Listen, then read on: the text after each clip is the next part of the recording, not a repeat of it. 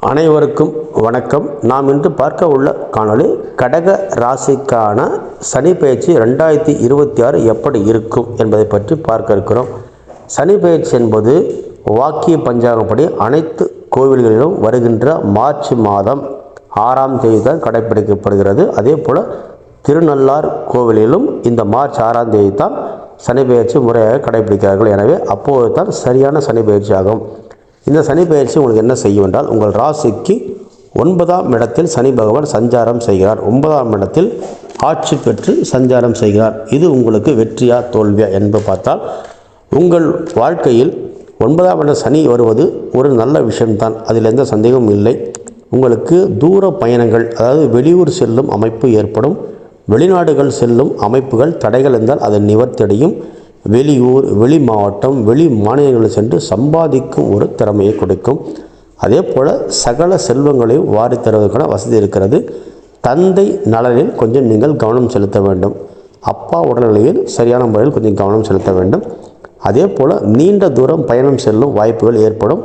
Marketing செய்பவர்கள், வேலை தேடுபவர்கள், தொழிலில் ஏற்கனவே செய்து கொண்ட பிறகு ஒரு நல்ல திருப்பம், நல்ல மாற்றம், நல்ல வருவாயாக இந்த சனி பெயர்ச்சி உங்களுக்கு அமையும். அதே போல் குடும்பத்தை பொறுத்தவரை குதூகலமாக இருக்கும். அம்மா, அப்பா, தங்கை, கணவன், மனைவி என அனைவருக்குமே இது ஒரு நல்ல காலம்தான். குடும்பமே ஒரு நல்ல நிலைமையை நோக்கி பயணிக்கும். அதே நேரங்களில் எல்லா விதத்திலுமே உங்களுக்கு இந்த சனி பெயர்ச்சி செல்வம், செல்வாக்கு உங்களுக்கு அதிகரிக்கும். பணவரவு அதிகரிக்கும். கஷ்டங்கள் நீங்கும். குறிப்பாக தடைகள் எதுவும் இருக்காது. கடல் கடந்து போகும் நிலைமைகள் ஏற்படும். தடைகள் யாவும் முடியும். கண்ணீர்கள் துடைக்கப்படும். கஷ்டங்கள் யாவும் அடைக்கப்படும்.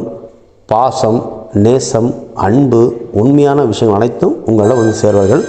உங்களிடம் தவறாக யாராவது பழக நினைத்தால் அவர்களே தானே பறந்து ஓடி விடுவார்கள். அதே போல் இதுவரை உங்களிடம் யாராவது போலியாக இருந்திருந்தால் அவர்கள் உங்களை விட்டு விலகி விடுவார்கள். அதே சமயத்தில் நீங்களுக்கு ஏதாவது ஒரு ரூபங்களில் சொந்தமாக நீங்கள் ஏதாவது ஒரு சிறிய தொழில் ஆரம்பித்து நீங்கள் ஜெயிப்பதற்கான வழிகள் கிடைக்கும். ஏதாவது நீங்கள் எங்கு கஷ்டப்பட்டு இருந்தாலும் சரி, இத்தனை காலம் நீங்கள் கஷ்டப்பட்ட அனைத்திற்கும் ஒரு முதலீடாக, ஒரு லாபமாக, வட்டிக்கு மேல் வட்டியாக உங்களுக்கு லாபம் கிடைக்கும். அதே நேரங்களில் வாழ்க்கையில் பணம் இருந்தால் மட்டும் போதுமா, நல்ல உடல்நிலை இருக்க வேண்டும் அல்லவா? உடல்நலம் நன்றாக இருக்கும். மருத்துவ செலவுகள் குறையும். சுப செலவுகள் அதிகரிக்கும். அதே சமயத்தில் எந்த சூழ்நிலையும் வீண் விரயம் ஆகவே ஆகாது. கஷ்டங்கள் அனைத்தும் பறந்தோடும். கண்ணீர்கள் துடைக்கப்படும். மொத்தத்தில் இந்த சனி பெயர்ச்சியை பொறுத்தவரை உங்களுக்கு நல்ல ஒரு அதிர்ஷ்டத்தையும் ஒரு சங்கடங்களை தீர்க்கும் ஒரு சனி பெயர்ச்சியாக இருக்கும்.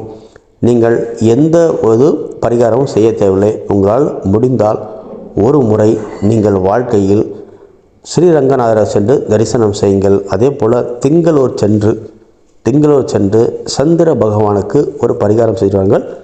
திருப்பதி சென்றால் திருப்பதி சென்று சாமி தரிசனம் செய்யுங்கள். இதில் ஏதாவது ஒன்று செய்தால் போதும். 3மே செய்ய வேண்டிய அவசியம் இல்லை. நீங்கள் குறிப்பாக திருப்பதி செல்வது நன்று. திருப்பதி திங்கட்கிழமை வரும் நாளில் அல்லது பௌர்ணமி வரும் நாளில் திருப்பதி சென்று திருமலையில் பெருமாளை தரிசனம் செய்வது மிக சிறப்பையும் செல்வத்தையும் அதிகாரத்தையும் உங்களுக்கு கொடுக்கும்.